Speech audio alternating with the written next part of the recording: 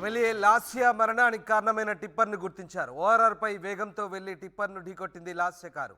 ప్రమాదం రోజు నుంచి వాహనంపై సస్పెన్స్ కొనసాగుతోంది. ముత్తంగి ఎగ్జిట్ టోల్ ప్లాజా దగ్గర సీసీ కెమెరాల్లో ఫుటేజ్ ఆధారంగా టిప్పర్ను గుర్తించారు. TS08U J0025 టిప్పర్ను వెనక నుంచి లాస్య కారు ఢీకొట్టింది.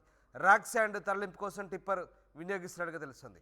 లాస్య వాహనం బలంగా ఢీకొట్టడంతో టిప్పర్ వెనుక భాగం కూడా దెబ్బతింది. అయితే ఈ ప్రమాద ఘటనలో ఎమ్మెల్యే లాస్య నందిత అక్కడక్కడే దుర్మరణం చెందారు. ఈ నేపథ్యంలో ఇప్పటి వరకు కూడా ఆ టిప్పర్ ఎక్కడిది ఎవరిది అనే సస్పెన్స్కు ప్రస్తుతానికి ఆ సస్పెన్స్ వీడినట్లయింది. ర్యాక్ శాండ్కు వినియోగించేటువంటి ఆ టిప్పర్ను ఎమ్మెల్యే లాస్య కారు బలంగా ఢీకొట్టడంతోనే ఈ ప్రమాదం చోటు చేసుకున్నట్టుగా తెలుస్తోంది. ఇక దీనికి సంబంధించిన పూర్తి సమాచారాన్ని మా ప్రతినిధి పెట్రిషి అందిస్తారు. పటాన్ చెరువు పోలీస్ స్టేషన్ లో ఉన్నాము.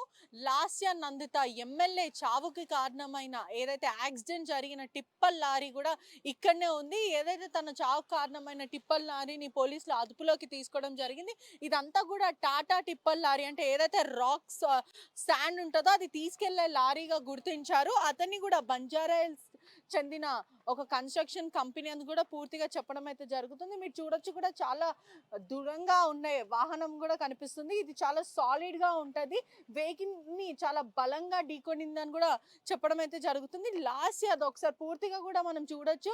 చాలా పెద్ద టిప్పర్ లారీ అని కూడా చెప్పొచ్చు. ఇక్కడ ఒకసారి చూడొచ్చు, పోలీసులు ఈ ఇండికేటర్ లైట్ ద్వారా అయితే పోలీసులు ఐడెంటిఫై చేశారు. మీరు పూర్తిగా చూడొచ్చు, లెఫ్ట్ సైడ్ ఇండికేటర్ మాత్రం చాలా క్లీన్ గా ప్రాపర్ గా ఉంది. ఎటువంటి డిస్ట్రాయ్ అవ్వకుండా, డ్యామేజ్ అవ్వకుండా అయితే ఉంది. మరి ఇటు సైడ్ రైట్ సైడ్ చూస్తే మాత్రం పూర్తిగా డ్యామేజ్ అయిపోయింది. పూర్తిగా లైట్స్ అంతా కూడా పగిలిపోయాయి. పూర్తిగా డ్యామేజ్ అవ్వడంతో పోలీసులు దీన్ని ఐడెంటిఫై చేశారు. ఆ రోజు ఓఆర్ఆర్ పై నుంచి సుమారుగా 5 నుంచి 6 టిప్పర్ లారీలు అయితే వెళ్ళాయి. పూర్తిగా వాళ్ళు ఒకసారి సీసీటీవీ ఫుటేజ్ ద్వారా ఐడెంటిఫై చేయడం అయితే జరిగింది. ఈ టిప్పర్ లారీని ఏదైతే మొదటిసారి, అంటే ఎప్పుడైతే ఓఆర్ఆర్ పైన వెళ్తున్నప్పుడు చాలా నీట్గా ఉంది, ఎటువంటి డ్యామేజ్ లేదు. కానీ దిగే సమయంలో మాత్రం డ్యామేజ్ ఉందని పోలీసులు గుర్తించి ఇదే అని సస్పెక్ట్ చేశారు. అదే విధంగా నంబర్ బట్టి కూడా పూర్తిగా ట్రేస్ అవుట్ చేయడం జరిగింది. ఒకసారి మనము సీన్ రీక్రియేట్ చేసే ప్రయత్నం అయితే చేద్దాం. ఒకసారి చూడొచ్చు, ఇది కార్ గా ఒకసారి ఊహించుకునే ప్రయత్నం అయితే చేద్దాము. ఈ కార్ కూడా చాలా ఓవర్ స్పీడింగ్ గా ఉందంటే 84 పారామీటర్స్ ఉన్న సమయంలో కూడా అది 80 నుంచి వీళ్ళు వెళ్తున్నారు. 80 స్పీడ్ నుంచి వెళ్తున్న సమయంలో వీళ్ళు ఏదైతే ఆ డ్రైవర్ నిద్రపోయారా, చాలా ఓవర్ స్పీడింగ్ అయితే ఉన్నారు.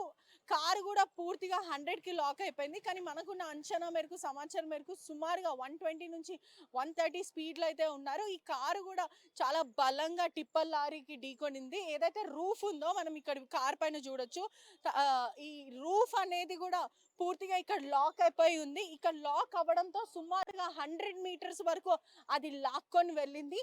మిగతా ఇటు సైడ్ భాగం అంతా పూర్తిగా ఏదైతే లెఫ్ట్ సైడ్ ఉన్న భాగం మొత్తం ఇక్కడ రైట్ సైడ్ కి ఏదైతే ఇండికేటర్ కి గుద్దడంతో పూర్తిగా ధ్వంసమైంది. ఇది చాలా సాలిడ్ గా ఉంది. మనం చూడొచ్చు కూడా చాలా హైలీ దీని క్వాలిటీ, ఇన్బిల్ట్ క్వాలిటీ కూడా చాలా హైలీ ఉంది అని కూడా చెప్పొచ్చు.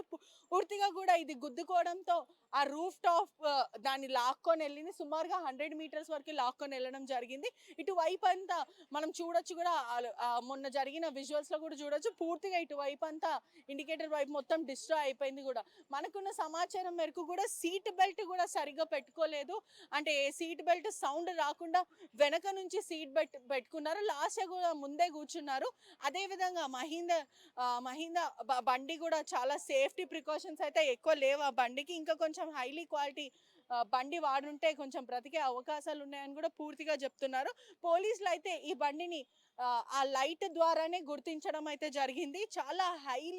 చాలా ఓవర్ స్పీడ్ గా ఫాస్ట్ గా దాన్ని గుద్దడంతో వాళ్ళు చాలా చాలా స్పీడ్ లో ఉన్నారని కూడా పూర్తిగా చెప్పడం అయితే జరుగుతుంది. పోలీసులు మాత్రం ఈ లైట్ ద్వారానే పూర్తిగా ఐడెంటిఫై చేశారు. ప్రస్తుతం నిందితుడికి మాత్రం పిటి కేసే పడుతుందని అయితే పూర్తిగా చెప్తున్నారు. ఎందుకంటే అతని తప్పు కూడా ఒక వైపు అయితే ఉంది. ఎందుకంటే యాక్సిడెంట్ జరిగిన వెంటనే అతను హ్యుమానిటీ ద్వారా కొంచెం రెస్పాన్సిబిలిటీగా వెంటనే 100కి డైల్ చేసి ఇలా యాక్సిడెంట్ జరిగింది, నన్ను గుద్దారు అని బేసిక్ కూడా చెప్పలేకపోయారు. అంటే జనరలీ ఇలాంటి యాక్సిడెంట్లు జరిగినప్పుడు ప్రజలు పానిక్ అవ్వడం, భయపడడం జరుగుతుంటది. కానీ మనం సోషల్ రెస్పాన్సివ్గా చెప్పి ఉంటే ఈరోజు అతనికి అలాంటి కేసులలో అతను ఇరికేవాడు కాదని కూడా చెప్పొచ్చు. ఇటువంటి కేసులు ఏమన్నా జరిగినప్పుడు కూడా ప్రజలు కూడా చాలా అప్రమత్తంగా ఉండాలి. వెంటనే పోలీసులకు కూడా ఫిర్యాదు చేయాలి. కానీ అక్కడి నుంచి పాడిపోవడం, దానివల్ల మీరు ఇంకా ట్రబుల్ ఫేస్ చేయడం కూడా జరుగుతుంది. పూర్తిగా అయితే అతని ఎవరైతే ఈ టిప్పర్ లారీ డ్రైవర్ని అయితే అదుపులోకి తీసుకున్నారో పూర్తిగా విచారిస్తున్నారు. అసలు ఎలా జరిగింది, ఎంత స్పీడ్లో ఉంటారు, నువ్వు అక్కడి నుంచి ఎలా వెళ్ళావు, ఎందుకని పోలీసులకు ఇన్ఫార్మ్ చేయలేవని